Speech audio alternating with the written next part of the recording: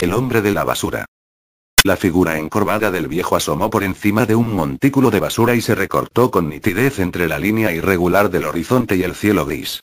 Había dejado atrás la zona baja del volcadero, donde un grupo de caballos y cerdos comían algunos desperdicios y unas máquinas motoniveladoras trabajaban sobre el terreno. Escaló una montaña empinada y, una vez en la cúspide, descendió por un barranco acolchonado de residuos y recorrió unos 300 metros hasta llegar al corazón del basural.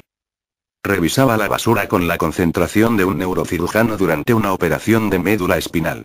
Utilizaba el mismo nudoso bastón que le servía como sostén para revolver entre los desechos a medida que avanzaba.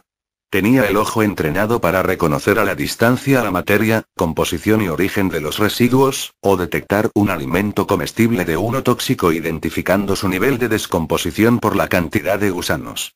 Podía clasificar la basura en cientos de categorías con solo verla a algunos metros.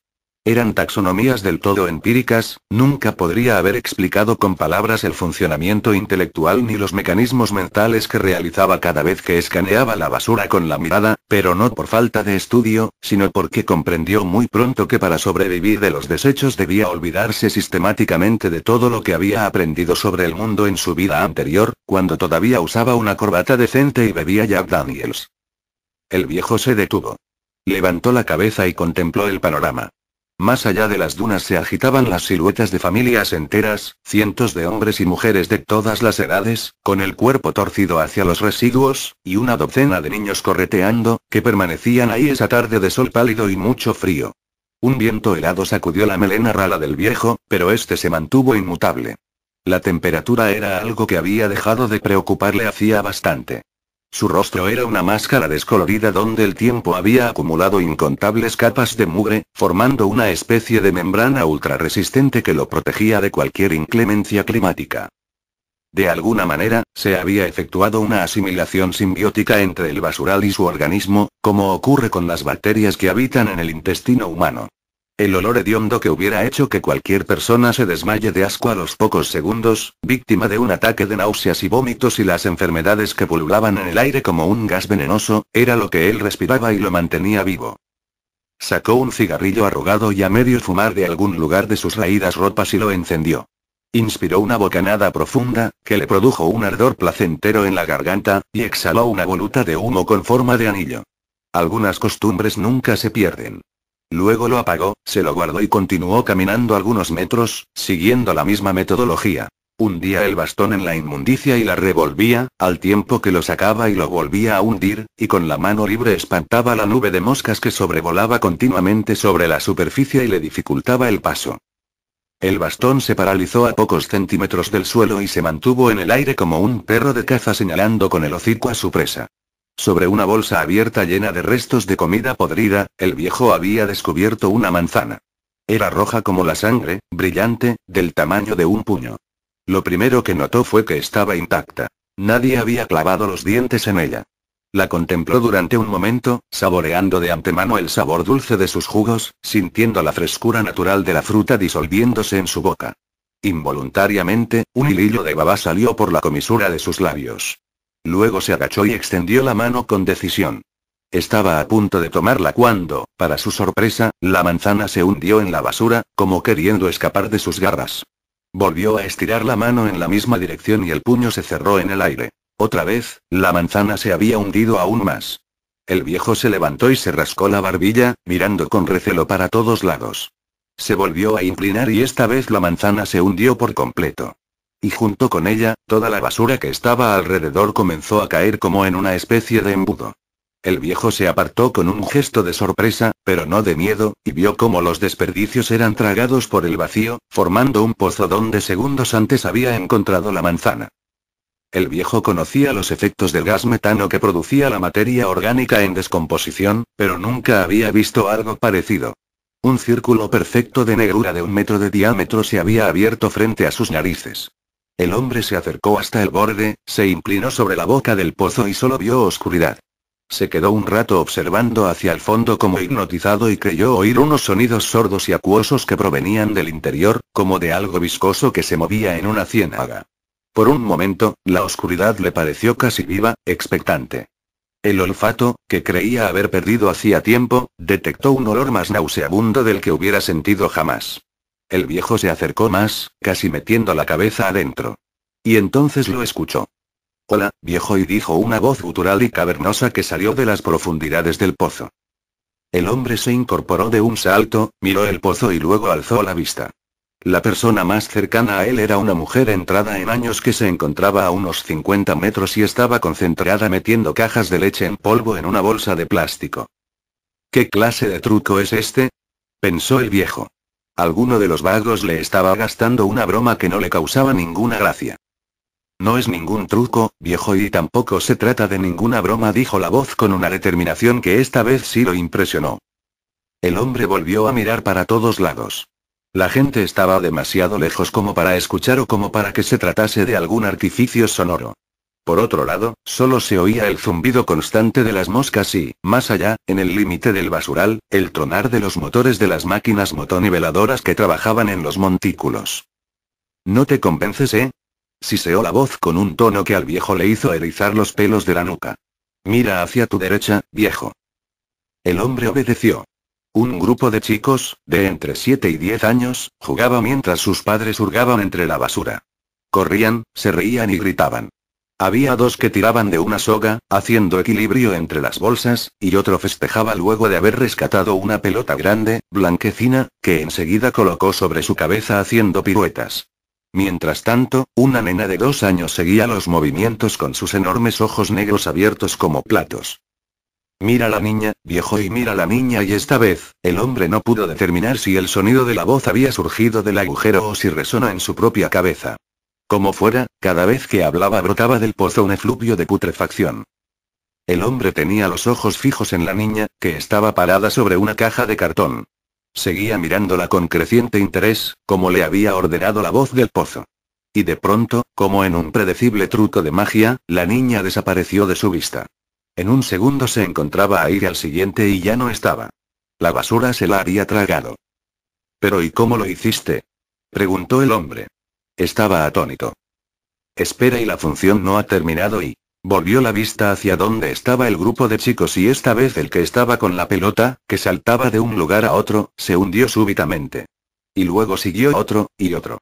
Los demás chicos, que vieron lo que estaba sucediendo, corrieron para dar aviso a sus padres. En cuestión de minutos una multitud se había congregado alrededor del lugar donde habían desaparecido los niños. Estaban inclinados, apartando las bolsas y cavando con desesperación. Las mujeres gritaban, histéricas.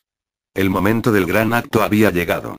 Sin obedecer a ninguna ley lógica, como si de pronto hubiera desaparecido el suelo en el que hacían pie, todos cayeron al vacío, desapareciendo ellos también. Pasaron algunos segundos de silencio, durante los cuales el viejo se preguntó si todo aquello estaba ocurriendo realmente o si era producto de una alucinación, si no sería tan solo una mala pasada que su estropeada mente le estuviera jugando. No había terminado de discurrir este pensamiento cuando comenzó a oírse un sonido grave y acompasado que provenía de debajo de la superficie. El suelo tembló bajo sus botas, todo el basural se estremeció con un movimiento sísmico. Y de repente, desde el montículo de basura donde había desaparecido el grupo de gente, salió eyectada una descarga de sangre fulminante junto con trozos de carne y huesos, como una erupción volcánica de cuerpos licuados, y luego cayó en forma de lluvia tiñendo de rojo el aire del atardecer. El hombre se llevó una mano a la boca, ahogando un grito. «¿Pero y quién y?», empezó a decir, y luego se corrigió. «¿Qué eres?». «Basura, viejo, y igual que tú». «Pero y no es posible», y balbuceó. El horror de lo que acababa de ver le impedía hablar y pensar con fluidez. «Es posible, viejo». «Claro que es posible», afirmó la voz roncamente. «Mira hacia el norte, a nuestra gran creadora, allí, y puedes verla, viejo». Podía verla. Claro que podía. El sol había comenzado a caer y las luces de la ciudad formaban una constelación de diamantes en el horizonte. La misma ciudad en la que él había caminado con la frente bien alta y la misma que lo había expulsado y condenado al destierro. Imagínalos ahí, toda esa gente linda, suave y agradable. Personas educadas y de buenos modales, produciendo miles de toneladas de basura diarias. Arrojando al volcadero sus porquerías, y no son solo las bolsas con restos de comida, papeles y plástico, no, y son también megalitros de semen envueltos en preservativos, el fruto sangriento de infinitas menstruaciones, la cría de animales que nadie quiere, los cadáveres mutilados y los embriones semimuertos, producto de las violaciones y embarazos no deseados. Lo que arrojan son sus propias miserias. La mezquindad, la hipocresía, el cinismo, la barbarie y... Los ojos del viejo brillaron de entendimiento. Un estallido de conciencia le hizo comprender lo que la voz le quería decir. Imaginó a toda esa bazofia revolviéndose en el fondo del basural desde el inicio de los tiempos, coagulando, formando un amasijo putrefacto nacido de la rabia, el remordimiento y el odio más visceral. La sola idea lo hizo marearse de entusiasmo. Somos la basura, los desechos, los desperdicios, la resaca de la sociedad. Somos lo que el mundo arroja de sí, la cara de la humanidad que ya nadie quiere ver, y somos basura. Ven a mí. Ven, buen hijo mío. Ven a mí. Ven. El viejo percibía el llamado cada vez con más fuerza y premura.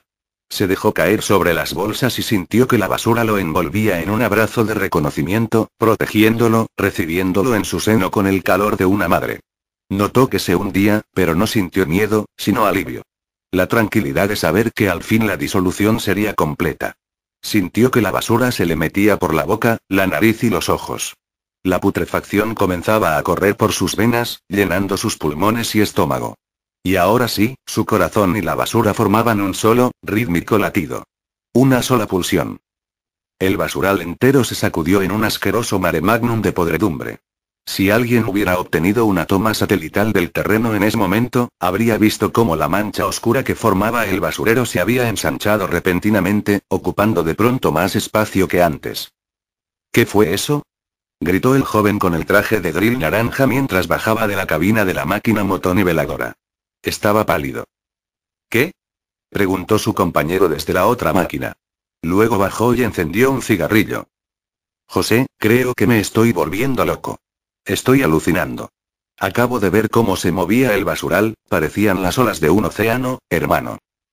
El otro miró la montaña que se extendía cientos de kilómetros hasta donde alcanzaba la vista, mientras daba una larga pitada, y luego miró a su compañero. Es verdad, respondió. Estás loco de remate. No sé, hermano, no sé. ¿Qué?, apuró con fastidio. Hace años que trabajo de esto y no termino de acostumbrarme a ver tanta, y hizo un gesto con las manos que intentaba abarcar todo el paisaje. ¿De qué carajo hablas? Mira, hoy estuvimos trabajando todo el día y toda la tarde moviendo esta mierda para que no llegue hasta la autopista. ¿Y para qué? Al final de cada jornada, parece que no la hemos movido ni un centímetro, incluso parece que estuviera más cerca que antes. El otro miraba distraídamente a un lado y a otro mientras escuchaba, fumando con tranquilidad. ¿Sabes lo que pienso? Pienso que va a llegar un día en que la basura nos va a tapar a todos y cada uno. El otro se lo pensó un momento, mientras daba una larga pitada al cigarrillo, exhaló el humo y luego lo aplastó contra la puerta de la máquina. Cuando ese día llegue, dijo al fin, pondremos la basura en cápsulas y las lanzaremos al espacio. Se dio vuelta para arrojar la colilla y se encontró con un muro de oscuridad. Un tsunami de desperdicios se alzaba varios metros por encima de su cabeza. No llegó a comprender las dimensiones del horror de lo que vendría. La basura se estrelló contra los hombres y comenzó a correr por la autopista con una impetuosidad que, aparentemente, no tenía visos de terminar. Pronto alcanzaría las calles, las arterias menores.